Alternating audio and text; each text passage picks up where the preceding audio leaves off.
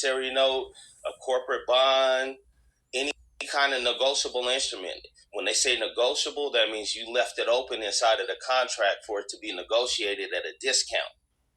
So at a discount, if I have $1 million corporate bond, I go sell that to Bank of America for $800,000. That leaves them $200,000, and then they service it, and you place the servicing with them. So I don't mean to I want to make sure the information while I'm on, if I do hear something that I do know that I've done, I got to say something. But promissory notes can get QSIP numbers. But essentially, so when you say a promissory note get a QSIP number, right? Listen to what you are saying, because you may ask you a question. You was looking at the computer. Was you looking something up?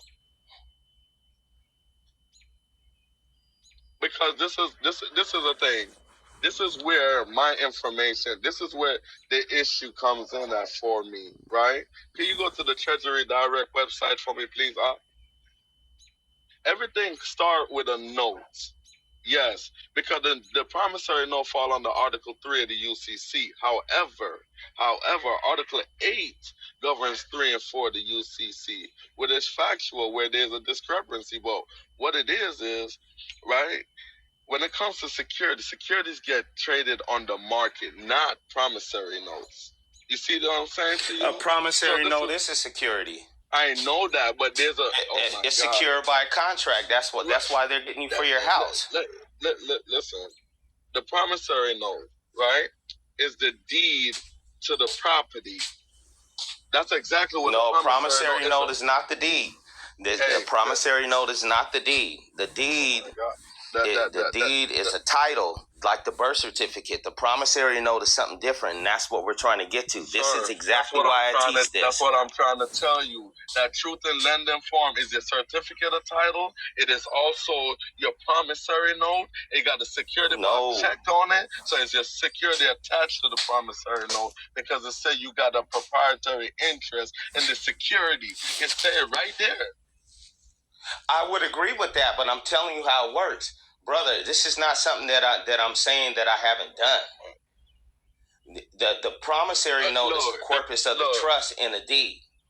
Look, it has to be backed by something of value. So right, you do the promise, and the something of value is note is the promise to pay, right? Right, but that's the contract. That's the security which creates the title. You follow me? So this is why you can do it for yourself. A promissory note is the security that they sell. This is why the deed and the note don't go together anymore. This is where the system, the banking and everything changed. They don't go together because they separated them. When you say the deed and the note, I can't accept that. I can't accept that. My apologies. I cannot. That's fine. I cannot. Just telling you what I've done. I can show you. This is stuff that I can. I'm asking you the regulations. I'm not asking you that. We asking you the regulation. I'm asking you to come on here and talk to the brothers and sisters the same way I'm talking to them. Educate them. Don't just tell them because you're having a Joe Blow conversation. But I'm asking you. I'm not having to just tell them. So tell us. I'm trying to tell them. I'm trying to tell them right now. No, you keep telling me what you have done. I'm not asking you what you have done. I'm asking you what the regulations that governs. It's the SEC law, right? And it's the IRS tax code. And I'm explaining the concept so that they understand the concept, because I've done it. We can get online. I don't have my stuff here now. Read it. Hold on, man. Let's not talk over each other. I'm not talking over you. I'm giving you a simple request. I've been asking for for the last 3-4 minutes. Ain't nothing wrong with that. Just give it to me. Do you want to hear it or not, man? Can I address it? Sir, I want the code so I could go and verify it for myself. Can you drop it in the chat for me, please? That's all I'm asking you. All you have to do is go read negotiable instrument law. You can go. All right. Thank you. Thank you for the information.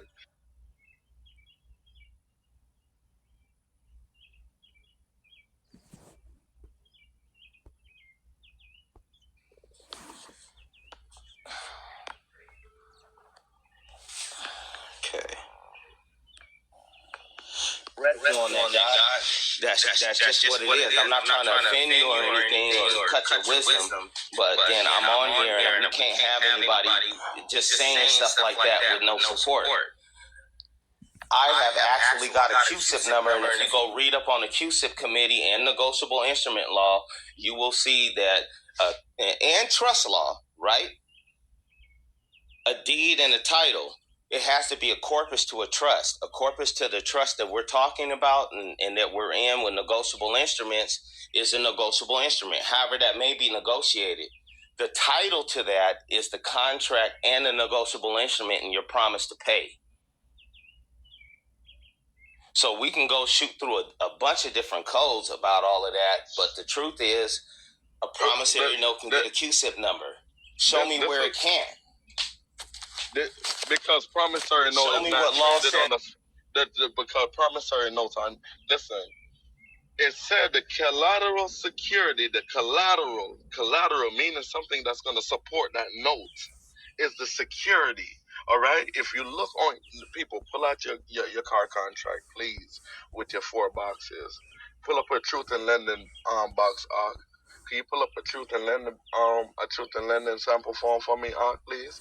It's a negotiable instrument, but Article 8 governs 3 and 4. You feel what I'm saying to you? Article 8 of the UCC governs 3 and 4. Then it got to be a security.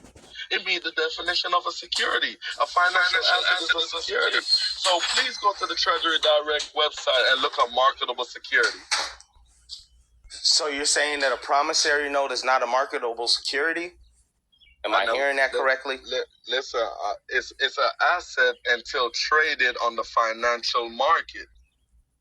It doesn't have to be traded on the financial market. You can draw up and you can go get a QSIP number for a private entity through a prospectus. Look at everything marketable security is. Even FRNs. I got students that's buying FRNs. You feel what I'm saying to you? I play with these things for real. You see when but I'm not saying that. But you said that a promissory note can't. You said a promissory note can't get a QSIP number, and that's not good knowledge. Sir, QSIP numbers are attached to security. All I want to do is just verify that. A promissory note is a security. Go look up the negotiable instrument law. You can Google it. You can Google it right now. Put in negotiable instrument. I get it. You're not listening. Yeah. You can Google that right now. A negotiable instrument includes a promissory note. You can look up the definition. I mean, if you don't want to get on Google and look it up, I can't say nothing about that. But I'm telling you, hey, Noble, you hear me? Nobles, let me. While we having this discussion, right? I got this on here, so I'm gonna just read some of this while we on here, right? Negotiable instrument, right? Check out the subsections, right? Negotiable instrument, right? Except as provided in subsections C and D. Negotiable instrument means an unconditional promise or order to pay a fixed amount of money with or without interest or other charges described in the promise or order if it, 1, is payable to bearer. Hold on, pause. You see where it say payable, paid to the order of. If you look at any negotiable instrument like a checkbook that you might have or got a money order, is that paid to the order. You see what I'm saying? So it's no longer a negotiable instrument. You feel what I'm saying? Because of the paid to the order, so you done switched it now. Now it's transferable and now it's tradable. You get what I'm saying? That's why I asked you, do you understand? I asked y'all if y'all understand the difference between non-negotiable and negotiable. You get what I'm saying to you? And nobody stood the time to even look it up. That's why we even having this conversation right now. What I'm saying is, you said that you couldn't get a QSIP number for a promissory note. It's whether, now if you want to get into semantics about it, whether you make it negotiable or non-negotiable, I don't know why I would ever hand you a non-negotiable promissory note that I can't do nothing with or enforce, but most notes are negotiable. You're not going to want to if I give you a note let me at a ask discount. you a question. Hold on, let me finish, because and I'm gonna get back off, because I was almost asleep. But if I give you a promissory note, right? Like when they buy, okay, I'll use it in this instance. Let me explain it like this more so everybody else can understand. When you buy a house, they're giving you're signing a negotiable promissory note. They're splitting the title, but the note is negotiable, and that's what they get the QSIP number for. So let's flip that around to what we're trying to do as far as getting to the money. I want a negotiable instrument. I want to be able to deposit a negotiable instrument into the Treasury Direct account. If you know how to set it up, they're going to ask you for a negotiable instrument. I got all that set up. I got students in my class. But you're gonna have, and I promise you this, right hand to Allah, man. You are gonna have to go get a QSIP number in order to make that work. And in order to make what work? You're negotiable. In order to make what work? You're gonna have to give the Treasury Direct something negotiable. See, we can go back to Jerry Crow. Hold on, real quick. Hold on. I'm gonna tell you where I got it from, so everybody can reference it. You can go back to Tony King. They call him Jerry Crow Juice. He was doing this. I studied up on him too. I studied up on Gene Keating, man. I came in on the Gene, man. Yeah, I've been Gene Keating, CIC, Roger Tony Elvick. King came up all on of that, man. That's what I'm trying to tell you. I'm trying to get you. You're so close to gold, you don't even know it. I don't even know it, man. You crazy. You don't even know how close to being. You don't know how close to being a multi-millionaire that you are right now. I'll tell you that. If you let that concept go and put your ego down, brother, I don't have an make ego. some money. No, I don't have an ego. We all got egos. We all got egos. No. Listen to me. Don't get that misconstrued. Because see, I'm the type of person that like to know why I'm doing something. You see what I'm saying to you? I'm not the type of person. I'm telling you where to go. You cut my wisdom. You're talking and you're not listening because I didn't trigger something. When you said something, I'm gonna come back with supporting facts. It's not cutting your wisdom. But if I got if I've done it, listen what I'm trying to tell you. If I've done it, isn't that proof? Not doing it. I'm not saying that you're challenging me. I'm just trying to get you to listen, brother. If I've done it, and you're trying to get there, I'm trying to tell you how I got there. You don't have to use the same roadmap that I have. You can do whatever you want. But I can't let you come on here and say that something don't work, because now we're misinforming the people. I never said that one time. Please. You said that a promissory note, you can't get a QSIP. You said that you can't get a QSIP with a promissory note, and I'm telling you that's incorrect. Sir, all I did was that's what I'm telling you. Show me the law that you can, and I'm going to show you contrary. That's all I'm saying. You don't have to show me contrary, brother. I did it. That's what I'm trying to tell you. You can't contradict fact. I've actually done it. I've got the QSIP number with the promissory note from the QSIP committee. You can't refute that. There's not a law that you're going to be able to bring up to refute the fact that I did it. I'm not asking you. Yo, we could do anything, and we could file taxes and then go through, and they come back and audit us later and come pick our ass up. No. You don't understand. You don't understand. No, this is not a 90 or 120 day thing, or a year thing, or a 5-year thing. This is since 2012, 2015. I got the numbers. I'm asking you how you did it. We want to know the regulation. We want to know. I want to go read something. Give me something. I just told you. He just pulled up the negotiable instrument law. You have to have a negotiable instrument to go to the Treasury Direct. That should be enough, right? Go look it up. I'm telling you something. This is our problem. I've done it. Nobody came pick me up.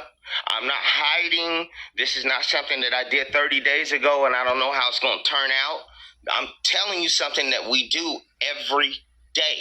Yeah, but I'm not telling you. But you're making it seem like it's a competition when I'm just asking you some questions about the matter. I told you just act like you can't even freely talk to us about it. So that's why I don't understand. Like, yo, we having a conversation and you making it seem like it's a battle, like I'm challenging you because I'm asking you some questions the reason I'm doing you should be able to even answer me. You get what I'm saying? I have answered because if people ask me questions, I ask them, I answer them. You feel what I'm saying? So I'm asking a legitimate question, and I'm asking you to just give me some rec.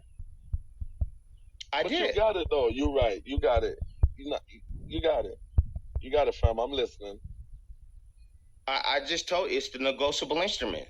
You can look up the definition of a negotiable instrument, right?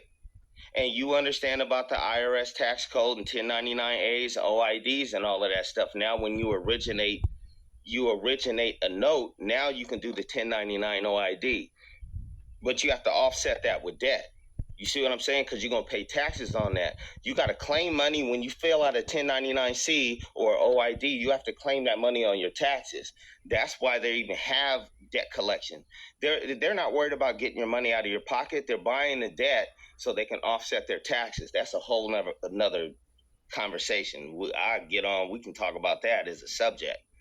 But what I'm trying to tell you is my only point in all of this was just to say that you said you couldn't get a QSIP number for a promissory note, and that's not correct. You can, because I've done it. And that's all I was trying to say. And if you look up the negotiable instruments law, it'll tell you what a negotiable instrument is, the elements that it needs to have, and you need to have that to open up a Treasury Direct account or create a security. That's all I was trying to say, bro. I'm not trying to battle you about it or anything like that.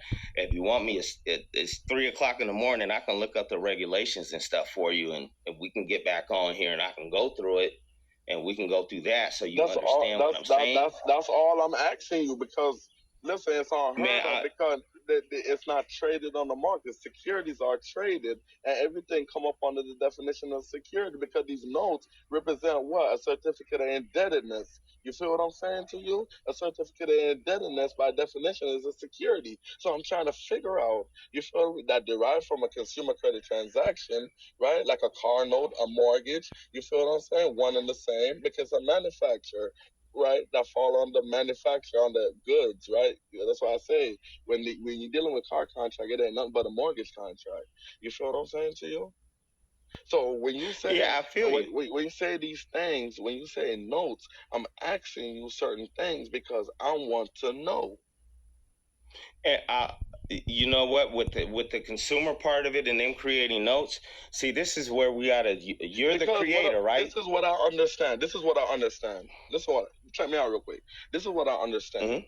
Right? And this is what I understand to be factual, right? The Federal Reserve Act, Section 16, Paragraph 2, right? It says, thus,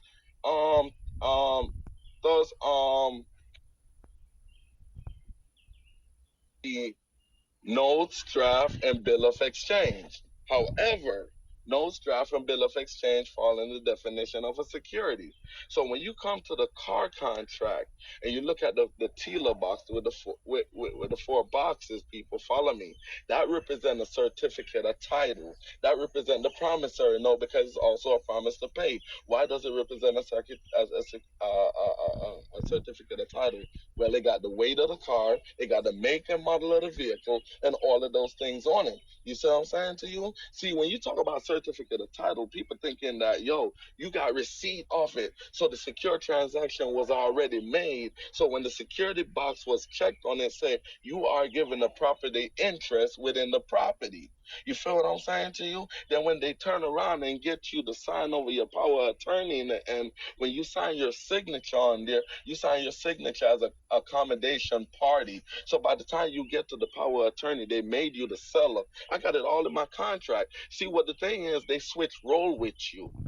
It's a trust document, and anybody understand trust, understand that you are the fiduciary inside of the document, so you are responsible to administrate the trust because they switch position and duties with you. They gave you their duties. They never switched. Yes, they did. That's the thing. No. That I had to get over that too. They never switched positions with you. You know what they did? I got my paperwork. Hold on. They made me the transfer. Finish. What is a transfer and a transferee? Exactly. And we were all dumb for filling that out because we didn't have knowledge of what we were doing. They didn't do anything illegal. They set up a trust. I can set up a trust right now for you to be the beneficiary of my whole estate, and I never have to tell you about it.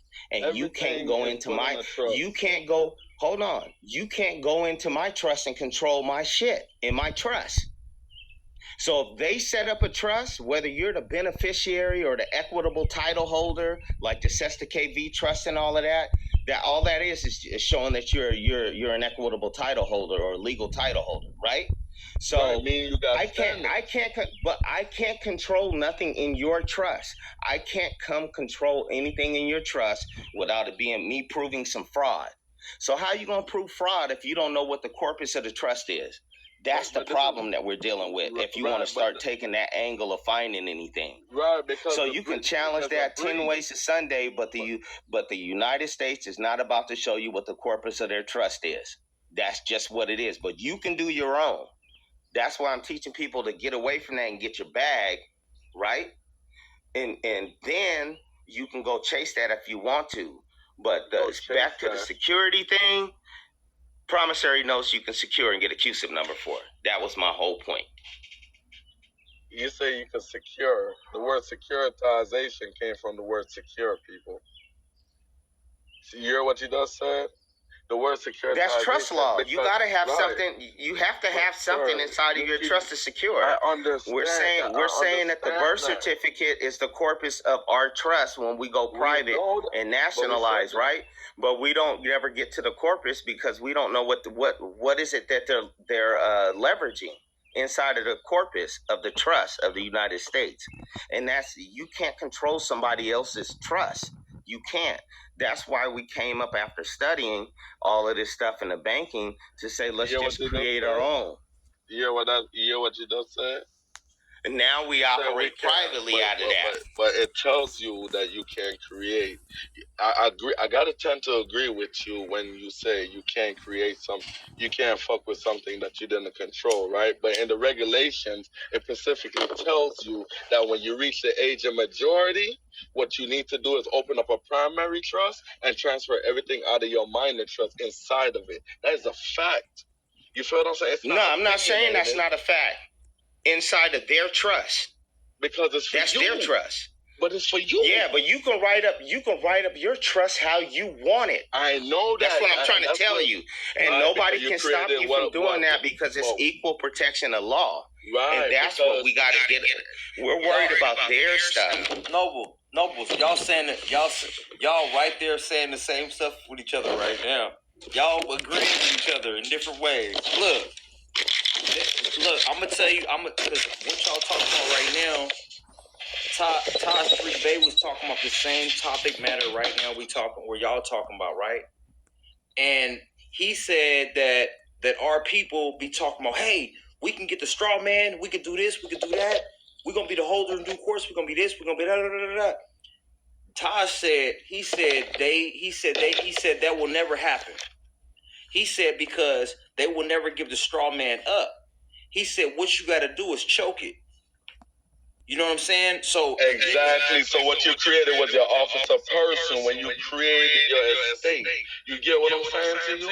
Because you're gonna deal with the decedent because you are taking responsibility for the decedent when you create that office of person. So when people talk about a DBA, evidently they don't know what a DBA is. You get what I'm saying to you? Because when you create that office of person, you become the executor or the trustee. Depends on whatever it is that you create. But a trustee is equivalent to a what? An executor. You feel what I'm saying to you? So when you got a trust, you feel what I'm saying?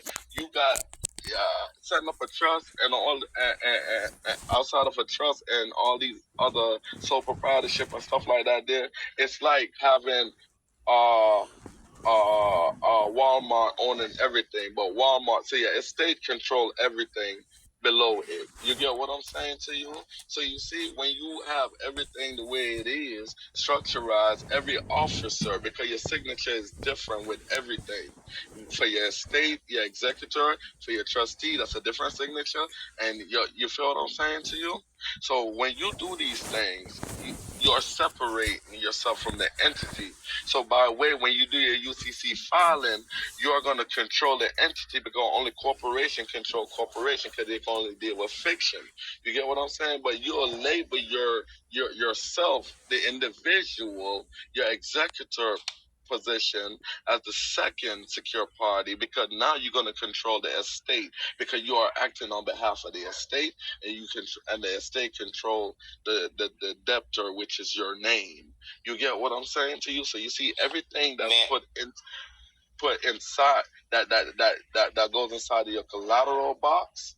You feel what I'm saying to you? Is everything that you done accumulated. You get what I'm saying to you? Because you see, the UCC filing let all creditors, whatever you want to call them, or whatever they want to call themselves, whatever day of the week it is, right? It put them on notice that now somebody got a proprietary interest in the matter, and they done filed a claim. You get what I'm saying? But that's their stuff. That's their stuff.